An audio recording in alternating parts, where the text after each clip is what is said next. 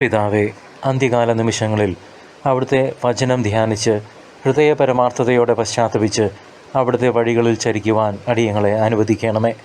ഈ ദിവസത്തിനും ഞങ്ങളുടെ ജീവനും അങ്ങ് ഞങ്ങൾക്ക് നൽകിയ എല്ലാ ദാനങ്ങൾക്കും അടിയങ്ങൾ നന്ദി പറയുന്നു നാഥ. അവിടുത്തെ അനന്തമായ കരുണയ്ക്കും പാപമോചനത്തിനും നന്ദി ദൈവമേ.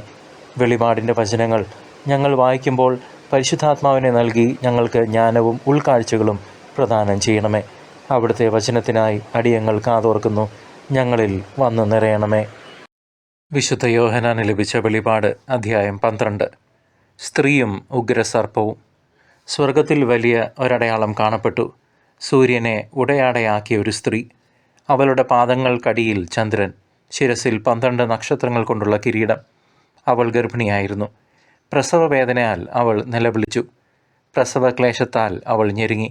സ്വർഗത്തിൽ മറ്റൊരടയാളം കൂടി കാണപ്പെട്ടു. ഇതാ, അഗ്നിമയനായ ഒരു ഉഗ്രസർപ്പം. അതിന് 7 തലയും 10 കൊമ്പും, തലകളിൽ 7 കിരീടങ്ങൾ. അതിൻ്റെ വാൽ ആകാശത്തിലെ നക്ഷത്രങ്ങളിൽ 1/3 വാരിക്കൂട്ടി ഭൂമിയിലേക്ക് എറിഞ്ഞു. ആ സ്ത്രീ പ്രസവിക്കുന്ന കുഞ്ഞിനെ വിഴുങ്ങാൻ സർപ്പം അവളുടെ മുമ്പിൽ കാത്തുനിന്നു. അവൾ ഒരാൺകുട്ടിയെ പ്രസവിച്ചു. സകല ജനപദങ്ങളെയും ഇരുമ്പ് തണ്ടുകൊണ്ട് ഭരിക്കാനുള്ളവനാണവൻ. അവളുടെ ശിശു ദൈവത്തിൻ്റെയും അവിടുത്തെ സിംഹാസനത്തിൻ്റെയും അടുത്തേക്ക് സംവഹിക്കപ്പെട്ടു. ആ സ്ത്രീ മരുഭൂമിയിലേക്ക് ഓടിപ്പോയി. അവിടെ 1260 ദിവസം അവളെ പോറ്റുന്നതിന് ദൈവം സജ്ജമാക്കിയ ഒരു സ്ഥലമുണ്ടായിരുന്നു. അനന്തരം സ്വർഗത്തിൽ ഒരു യുദ്ധമുണ്ടായി. മീഖായേലും അവൻ്റെ ദൂതന്മാരും സർപ്പത്തോട് പോരാടി. സർപ്പവും അവൻ്റെ ദൂതന്മാരും എതിർത്ത് യുദ്ധം ചെയ്തു. എന്നാൽ അവർ പരാജിതരായി. അതോടെ സ്വർഗത്തിൽ അവർക്ക് ഇടമില്ലാതായി. ആ വലിയ സർപ്പം, സർവ്വലോകത്തെയും വഞ്ചിക്കുന്ന സാത്താനെന്നും പിശാചെന്നും വിളിക്കപ്പെടുന്ന ആ പുരാതന സർപ്പം ഭൂമിയിലേക്ക് വലിച്ചെറിയപ്പെട്ടു. അവനോടുകൂടി അവൻ്റെ ദൂതന്മാരും. സ്വർഗത്തിൽ ഒരു വലിയ സ്വരം വിളിച്ചു പറയുന്നത് ഞാൻ കേട്ടു. ഇപ്പോൾ നമ്മുടെ ദൈവത്തിൻ്റെ രക്ഷയും ശക്തിയും രാജ്യവും അവിടുത്തെ അഭിഷിക്തൻ്റെ അധികാരവും ആഗതമായിരിക്കുന്നു. എന്തെന്നാൽ നമ്മുടെ സഹോദരരെ ദുഷിക്കുകയും രാപ്പകൽ ദൈവസമക്ഷം അവരെ പഴി പറയുകയും ചെയ്തിരുന്നവൻ വലിച്ചെറിയപ്പെട്ടു. അവരാകട്ടെ കുഞ്ഞാടിൻ്റെ രക്തം കൊണ്ടും സ്വന്തം സാക്ഷ്യത്തിൻ്റെ വചനം കൊണ്ടും അവൻ്റെ മേൽ വിജയം നേടി. ജീവൻ നൽകാനും അവർ തയ്യാറായി. അതിനാൽ സ്വർഗമേ, അതിൽ വസിക്കുന്നവരെ ആനന്ദിക്കുവേൻ. എന്നാൽ ഭൂമിയെ, സമുദ്രമേ, നിങ്ങൾക്ക് ദുരിതം. ചുരുങ്ങിയ സമയമേ അവശേഷിക്കുന്നുള്ളൂ എന്നറിഞ്ഞ് അരിശം കൊണ്ട് പിശാച് നിങ്ങളുടെ അടുത്തേക്ക് ഇറങ്ങിയിട്ടുണ്ട്. താൻ ഭൂമിയിലേക്ക് എറിയപ്പെട്ടു എന്ന് കണ്ടപ്പോൾ ആൺകുട്ടിയെ പ്രസവിച്ച സ്ത്രീ അനിച്ച് സർപ്പം പുറപ്പെട്ടു. സർപ്പത്തിൻ്റെ വായിൽ നിന്ന് രക്ഷപ്പെട്ട് തൻ്റെ സങ്കേതമായ മരുഭൂമിയിലേക്ക് പറന്നു പോകാൻ വേണ്ടി ആ സ്ത്രീക്ക് വൻകഴുകൻ്റെ 2 ചിറകുകൾ നൽകപ്പെട്ടു. സമയവും സമയങ്ങളും സമയത്തിൻ്റെ പകുതിയും അവൾ അവിടെ സംരക്ഷിക്കപ്പെടേണ്ടിയിരുന്നു. സ്ത്രീയെ ഒഴുക്കിക്കളയാൻ സർപ്പം തൻ്റെ വായിൽ നിന്ന് നദി പോലെ ജലം അവളുടെ പിന്നാലെ പുറപ്പെടുവിച്ചു. എന്നാൽ ഭൂമി അവളെ സഹായിച്ചു. അത് വായ് തുറന്ന് സർപ്പം വായിൽ നിന്ന് ഒഴുക്കിയ നദിയെ വിഴുങ്ങിക്കളഞ്ഞു. അപ്പോൾ സർപ്പം സ്ത്രീയുടെ നേരെ കോപിച്ചു. ദൈവകൽപ്പനകൾ കാക്കുന്നവരും യേശുവിന് സാക്ഷ്യം വഹിക്കുന്നവരുമായി അവരുടെ സന്താനങ്ങളിൽ ശേഷിച്ചിരുന്നവരോട് യുദ്ധം ചെയ്യാൻ അത് പുറപ്പെട്ടു. അത് സമുദ്രത്തിൻ്റെ മണൽത്തിട്ടയിൽ നിലയുറപ്പിച്ചു. ദൈവജനമേ, വിശുദ്ധ ഗ്രന്ഥത്തിലെ വെളിപാട് പുസ്തകം 12-ാം അധ്യായം തിരുസഭയുടെ പീഡനങ്ങളെയും ദൈവജനത്തിൻ്റെ അന്തിമ വിജയത്തെയും വരച്ചു കാട്ടുന്ന അഗാധമായ ഒരു ദർശനമാണ്. സൂര്യനെ ഉടയാടയാക്കിയ സ്ത്രീയും അവളുടെ കാൽ കീഴിലാക്കിയ ചന്ദ്രനും 12 നക്ഷത്രങ്ങളാൽ അലങ്കരിക്കപ്പെട്ട കിരീടവും ഇസ്രായേൽ സമൂഹത്തെയും മറിയത്തിലൂടെ സഭയെയും ഒരുപോലെ ഓർമ്മിപ്പിക്കുന്നു. ഈ അധ്യായം നൽകുന്ന പ്രധാന ഉൾക്കാഴ്ച തിന്മയുടെ ശക്തികൾക്കെതിരെയുള്ള പോരാട്ടത്തിൽ ദൈവം തൻ്റെ ജനത്തെ ഒരിക്കലും കൈവിടില്ല എന്ന ഉറപ്പാണ്. വലിയ ചുവന്ന സർപ്പമായി ചിത്രീകരിക്കപ്പെടുന്ന സാത്താൻ രക്ഷകനെ നശിപ്പിക്കാൻ ശ്രമിക്കുമ്പോഴും ദൈവഹിതം നിറവേറപ്പെടുന്നത് നാം കാണുന്നു. ഈ ദർശനങ്ങൾ സഹോദരങ്ങളെ വിശ്വാസ ജീവിതത്തിലെ പ്രതിസന്ധികളെ നേരിടാനുള്ള ആത്മീയ കരുത്ത് നമുക്ക് പകരുകയാണ്. ഈ അധ്യായം നൽകുന്ന ആത്മീയമായ പ്രതിഫലനം തിന്മയുടെ മുമ്പിൽ പകച്ചു പോകാതെ ദൈവത്തിൽ ആശ്രയിക്കേണ്ടതിൻ്റെ ആവശ്യകതയാണ്. സ്ത്രീ പ്രസവവേദന അനുഭവിക്കുന്നത് സഭ നേരിടുന്ന പീഡനങ്ങളെയും ക്ലേശങ്ങളെയും സൂചിപ്പിക്കുന്നു.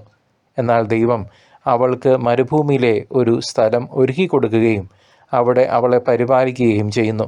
ഇത് ലോകത്തിൻ്റെ മധ്യത്തിൽ പീഡിപ്പിക്കപ്പെടുമ്പോഴും സഭ ദൈവത്തിൻ്റെ പ്രത്യേക സംരക്ഷണ വലയത്തിൽ ആണെന്ന ബോധ്യമാണ് നമുക്ക് ഇന്ന് നൽകുന്നത്.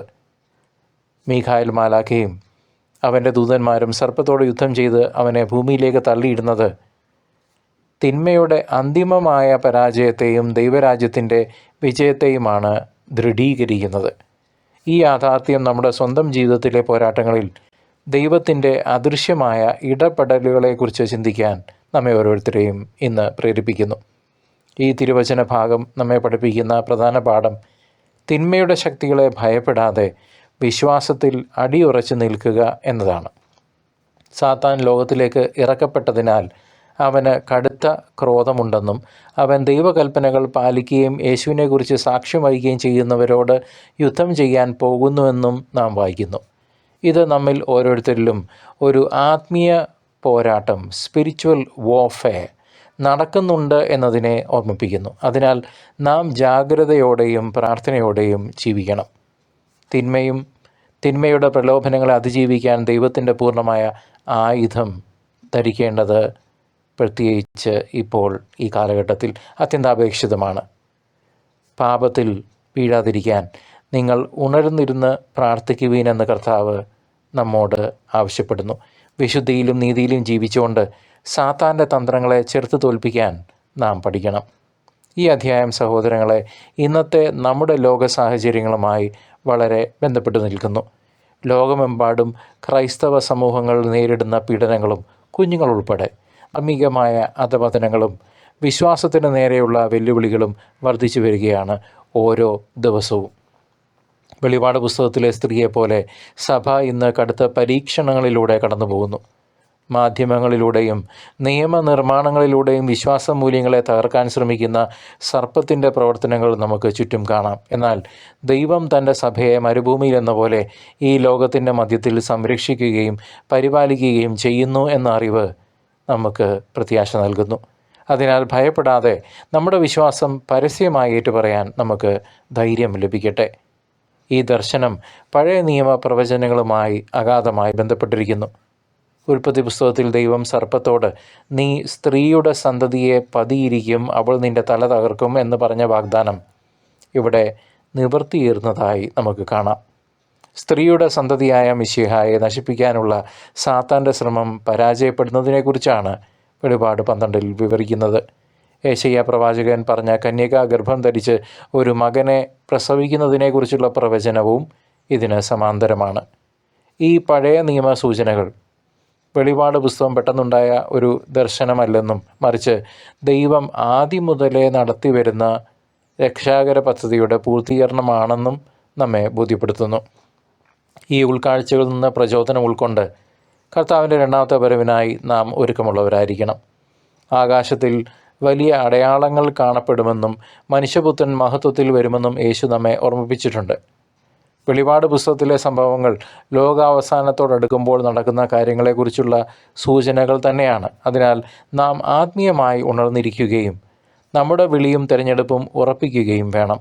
പാപകരമായ ജീവിതം ഉപേക്ഷിച്ച് വിശുദ്ധിയിൽ വളർന്ന് എപ്പോഴും പ്രാർത്ഥിച്ചുകൊണ്ട്, അതുതന്നെ എപ്പോഴും ഇടവിടാതെ പ്രാർത്ഥിച്ചുകൊണ്ട് കർത്താവ് എപ്പോൾ വന്നാലും കർത്താവിനെ എതിരേൽക്കാൻ നാം സന്നദ്ധരായിരിക്കണം. നമ്മുടെ വിളക്കുകളിൽ എണ്ണ നിറച്ച് മണവാളനെ കാത്തിരിക്കുന്ന വിവേകമുള്ള കന്യകമാരെ പോലെ നമുക്ക് ഓരോരുത്തർക്കും ജീവിക്കാം. ഈ തിരുവചന ഭാഗത്തിൻ്റെ പൂർണ്ണത നാം യേശുക്രിസ്തുവിൽ കണ്ടെത്തുന്നു. സ്ത്രീ പ്രസവിച്ച ഇരുമ്പ് ദണ്ടുകൊണ്ട് സകല ജനപദങ്ങളെയും ഭരിക്കാനിരിക്കുന്ന മകൻ കർത്താവായ നമ്മുടെ യേശുവാണ്. സാത്താനെ പരാജയപ്പെടുത്തി മരണത്തെ കീഴടക്കി സ്വർഗത്തിലേക്ക് ആരോഹണം ചെയ്ത നമ്മുടെ തമ്പുരാൻ, നമ്മുടെ കർത്താവ്, അവിടുത്തെ രക്തത്തിലൂടെയാണ് നമുക്ക് പാപമോചനവും രക്ഷയും ലഭിച്ചത്. കർത്താവായ യേശുവിൻ്റെ വിജയമാണ് സഭയുടെയും ഓരോ വിശ്വാസിയുടെയും വിജയത്തിൻ്റെ ആധാരം. അതിനാൽ നമുക്ക് ധൈര്യത്തോടെ മുന്നോട്ട് പോകാം. ദൈവം നമ്മോടൊപ്പമുണ്ട്. നാം ഭയപ്പെടേണ്ടതില്ല. ക്രിസ്തുവിൻ്റെ വിജയം നമ്മുടെ ഓരോരുത്തരുടെയും വിജയമാണ്. വിശ്വാസത്തിൽ അടിയുറച്ച് നിൽക്കുക. പ്രത്യാശ കൈവിടരുത്. സ്വർഗം നമ്മെ കാത്തിരിക്കുന്നു. നമുക്ക് ധൈര്യപൂർവ്വം മുന്നേറാം. കർത്താവിനെ ഇനിയും അറിയാത്ത ഒരു വ്യക്തിക്കെങ്കിലും ഈ സ്നേഹ സന്ദേശം പങ്കുവെച്ച് സുവിശേഷ വേലയിൽ പങ്കാളികളാകുവാൻ കർത്തൃനാമത്തിൽ സഹോദര സഹോദരി നിങ്ങളെ ഞാൻ സ്നേഹത്തോടെ ക്ഷണിക്കുന്നു. ദൈവം നിങ്ങളുടെ ജീവിതങ്ങളെ സമ്പുഷ്ടമാക്കട്ടെ.